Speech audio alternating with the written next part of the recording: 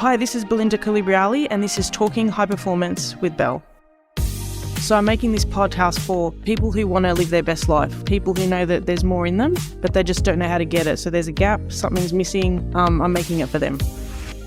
Welcome to today's episode of Talking High Performance with Belle. And as we wrap up Leadership Month, I want to end today by talking about how to inspire greatness in your team and how to do that by unleashing the power of positive influence.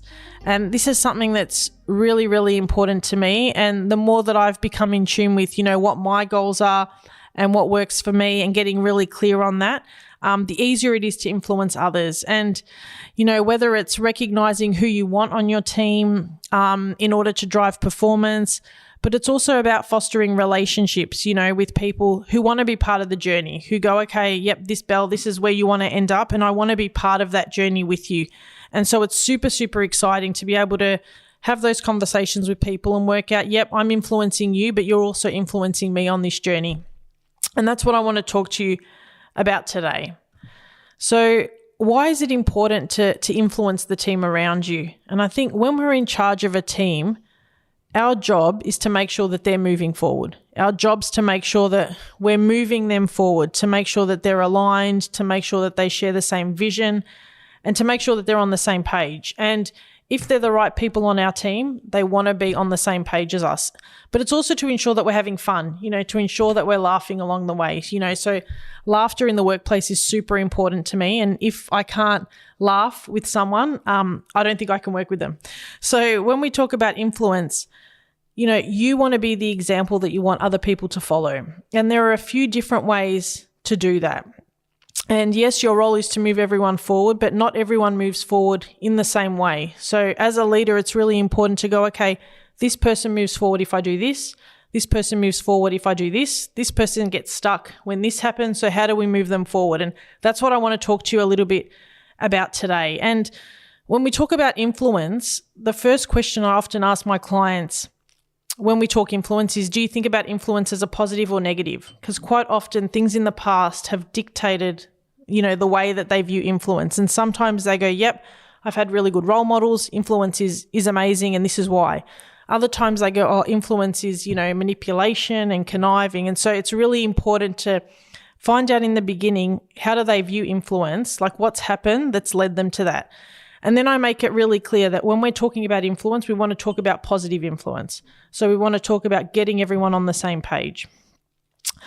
So when you think about those that you're trying to influence, the first thing I want you to ask yourself is, do you know what you want to influence them with? So what is the particular situation? So what's the goal that you're aiming for where you need to exert some influence? And when we think about influence and we think about how we can create an impact, this depends on the outlook that we have to a situation and the outlook that we have to a problem. And there are different ways to approach it. And sometimes it's with softness, other time it's with direction, and we need to be able to work that out as leaders. How do I influence this person?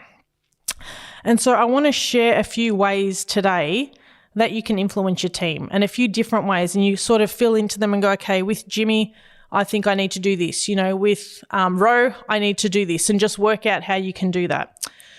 So when we talk about high performance and we talk about unleashing the power of positive influence in a team, there are a few different things we can do. The first thing that we can do is that we can challenge them. Nothing influences us more than when someone sets us a good challenge. So I don't know about you, but when somebody says to me, Belle, you can't do that, there is no better motivator for me than to go, you watch me.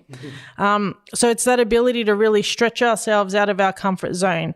And that's that ability to reach that next level through challenging teams. And when I used to challenge my teams, whether it was a sales KPI or a different way of thinking, if we use sales as an example, you would see, the determination in certain staff members' eyes light up when we'd go, okay, this is what we're aiming for and this is how we're going to try and do that.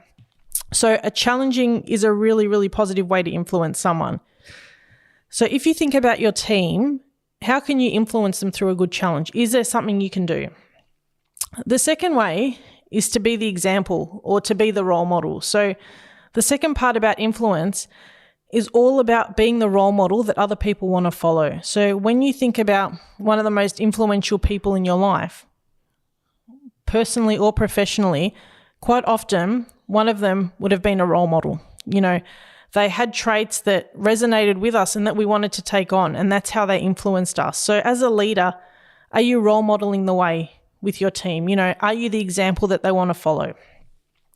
Are you practicing what you preach is another really good one. So the third way is someone who influences us. They show us a different way of thinking, a way that we haven't thought of before, a way that's out of the box. They come up with different options, or they ask us questions in a way that allow us to come up with different options. And, showing us different ways of thinking encourages us to sort of take like a bird's eye view and take ourselves out of the situation and go, okay, what would I do here? What would my next move be? And a really good way of teaching someone how to think when they're stuck in their situation is to go, what would you say to your friend if the same thing was happening to them? What would you say to your partner? And often it's much easier for them to answer and to get clarity in what they would do when it was someone else and how to help them. So as a leader, are you showing your team a different way of thinking? Or even more than that, are you encouraging a different way of thinking? Are you going, come on guys, what haven't we thought of? What have we missed here? And how's that going to help us? And then the fourth point is come from a place of curiosity. So a really positive influencer comes from a place of curiosity rather than a place of criticism. So, when you come from that place of curiosity, whether it be curiosity around a decision that you didn't agree with, whether it be curiosity around a process, a great influencer will go, okay, and get really curious on why did you do that way? How can you do that differently in the future? And explain it to me. Tell me about it. And whether you agree or not, that's almost irrelevant, but just coming from a place of curiosity and allowing that person to go, okay, this is why I did it. Then you can go, okay, you may not necessarily agree, but you can use the other points. I'm going to challenge them to think differently next time. I'm going to role model the way so that they don't do that again, or I'm going to teach them how to think. And then use your other skills that, use the other way of influencing that we've just spoken about after you've, attained why are they thinking that way to help move the needle forward. So my final question today is, when something happens in the team, do you come from a place of curiosity to try and come up with a solution, or are you too quick to place blame? And this is a real art, and this takes time because quite often, when you're a leader and you're under pressure, you can be reactive. So how do you take a step back and go, okay, I wonder why that's happening? So I hope you've enjoyed Leadership Month and walked away with some points to think about moving forward. And today I wanted to talk about why influence is such a critical part in creating that ripple effect in the workplace and encouraging positive outcomes from that. For everyone in a leadership position, it's really exciting because if you can take the small wins that have gotten you to this point and then implement some wins moving forward, you don't know what the future holds and you don't know how far you can go. So if you haven't had a chance to listen to the previous 3 episodes on leadership, I encourage you to do the same. And also don't forget to download your complimentary ebook. So next week we will be straight back into it with a new topic, and next month will be all about recharging and re-energizing so we don't crash and burn as we head into the back end of the year, and you can maintain that momentum. So I look forward to touching base with you again then. Until next time, live a successful, purposeful and fully charged life. Your coach, Belle.